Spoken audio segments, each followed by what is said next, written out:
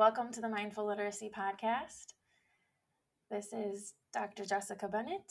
I am doing Season 5, Episode 1. This episode is all about Mindful Miru and why I wrote it and what it's about. Lots of great questions coming in as I'm able to share this book with people now that it's in its physical form, and it's been really quite an honor, actually. Last March, March of 2022, I was really feeling sad about the war in Ukraine and thinking about all the children who have been displaced and who have lost parents and family members and homes and schools. I started focusing on the potential of bringing in a foster child into our home and found out that that's actually not possible because the country is in a state of war. So I thought, what can I do? And the answer was I can think about them and send them love and good vibes, and I can maybe write them a book on how to deal with their thoughts and feelings in a time when they otherwise maybe feel quite helpless. So part of the letter at the end of the book that I give to readers is that this book was born from the influence of parents, caregivers, and many of my own teachers. My children, my husband, my teacher Sue Hunt, my friends Kate and Gabby, and my illustrator Mary's were each a notable influence on this work. This book was born from the desire to scoop up all the children in war-torn Ukraine in 2022, to hug them and to whisper, "I've got you, and I love you." So the words really came from a place late at night, sitting on the couch while my family was asleep, thinking of children in a war-torn country. And the words downloaded simultaneously from above and also from my root, from all of the practices that all of those people who have loved me and nurtured me along the way have given me. And somewhere in meeting these embodied practices that I have been doing for many years now, met with this higher consciousness, higher form of higher consciousness, need to connect and support other humans. And so being a literacy teacher and directing the book to children, I knew that having a rhyming prose was really important because I wanted the kids and adults to memorize the words so that they could weave them into each aspect of the day as feelings come up and go. So the core part of the book is in rhyming prose to give kids the opportunity to build phonemic awareness skills, but also to increase the chance of them memorizing a line or two that may end up helping them find equilibrium throughout the day. When I initially started the concept of this book, I was thinking of the tools and strategies that have personally helped me, that I have learned as an adult to self-regulate my emotions. And big picture, thinking about the 4 earth elements have really helped me along my journey and study. So earth, the qualities and characteristics of earth, the qualities and characteristics of fire, wind, and water.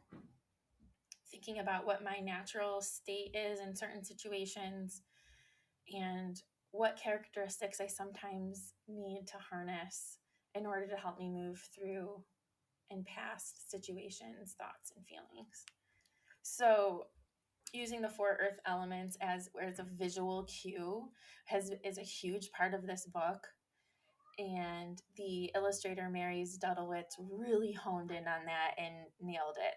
The illustrations are such a work of art and beyond my wildest dreams. I pretty much had the manuscript and found Mary's on Fiverr, which is a freelance artist web-based platform, saw some of her work, and I knew that I needed the artwork to be timeless, for it to translate across the language,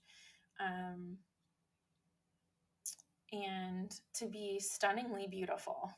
And so I asked Mary's to join me on the project, and she had the English manuscript translated into Polish, and she very quickly said yes, that this was a project she wanted to collaborate on. And I really handed her the manuscript in full faith that she would interpret the words through her artistry, and she definitely did. There was a little bit of back and forth and collaboration with, you know, what we wanted the characters to look like. And so at first we actually had characters and character names for the four earth elements, and we decided that was another story for another time. And so we really were able to pare down and get to the heart of the book, which is find peace in your body, find peace in your heart, find peace in each breath as you create a new start. And you know, we had a really serious dialogue, a back and forth dialogue about whether we should include more representation in the book, more people of color. And Mary's felt very strongly that because the name Miru is Slavic, actually Miru means peace, it's Slavic for peace, because she is Slavic, because the inspiration for this book did come from thinking about Slavic children who are typically white-skinned and light and fair-haired. She felt really strongly that we keep to the authenticity of ourselves and the inspiration for this book. And really healthy conversation and respecting each other's opinions and boundaries. I had shared some photographs of my own children, also of my great-grandmother, who is a Cherokee Native American. So I, on one side of my lineage, have really strong Northern Irish, Scottish roots, and on the other side, really strong Native American lineage. So I felt every time I open this book, I see something new. And I actually didn't see right away that she had kind of depicted, she had honored those pictures I shared with her and depicted the person of color being a Native American from my ancestors. So that's really special to me. Another thing I think that's really hit home for me in the past few weeks is thinking about the impetus for writing this book was to help children who are in a war-torn country. Now, specifically, as mentioned, that was in Ukraine, but something that's been really troubling me for the past year, and kind of why I had to kind of go into a really introverted shell, is the gun violence in America. And the truth of the matter is, we have kids in this country who are more or less living in war-torn communities. And that really hit home for me last week. It's now May 9th, 2023. And I was working in a city school where I volunteer to do literacy work through the Final Third Foundation. A huge population of the kids are Somalian refugees. And twice in 1 week, there was a shooting in the apartment complexes where many of the students live. And so it really hit me that, you know, in the letter to the reader, which I read in the trailer for this season 5, but in the letter to the reader, I wrote in March of 2022, trauma goes beyond borders and race and beyond ethnicity and socioeconomic status. Our collective trauma cannot necessarily be seen, but we can all feel it.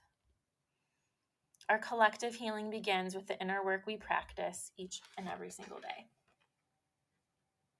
And so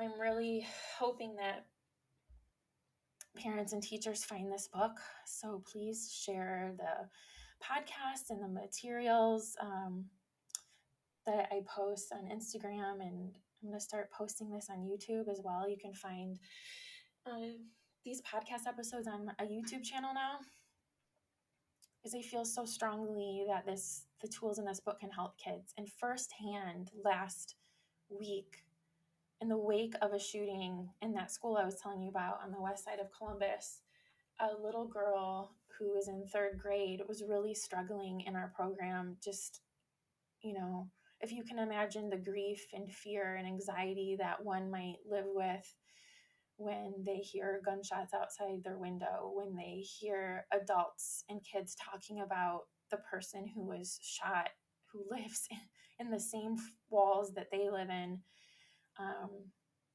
I'm quite sure it's distressing at many moments of the day. I'm quite sure it comes in waves. So here's the first tool that I will give you. As listening to this podcast, how I approached the situation with her is she didn't want to engage in the activities. She didn't want to run in the gym. She didn't want to engage in the reading activities. She was angry and upset, and she wanted to leave.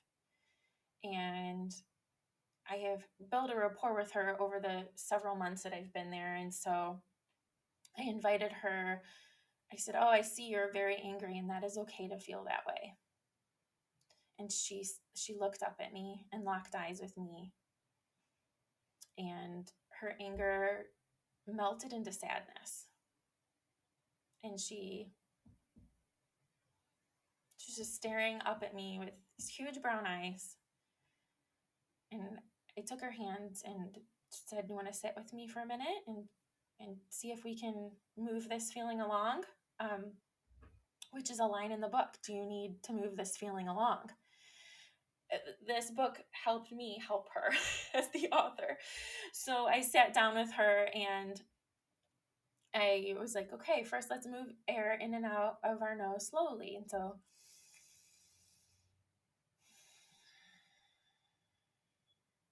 big breath in and out of the nose. When we have fear and anxiety, it's really important to have a big, long, deep exhale. So then we did a big inhale through the nose and then an exhale out the mouth, 3, 4, 5 times maybe.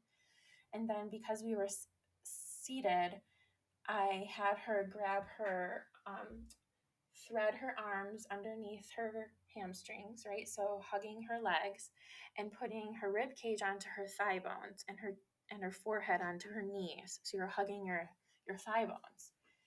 This is a really, really grounding pose. And then I said, "Okay, now let's feel that big, loud exhale in your belly." Big, long exhale helps us calm down. Hugging your torso to your thigh bones really helps ground us, thinking of those earth-like qualities. And after a few minutes of this, she sat up and she kind of snuggled her head into the crook of my arm, gave my hand a squeeze, and said, "I think I'm okay now." And she took another breath and she got up and she joined the activity.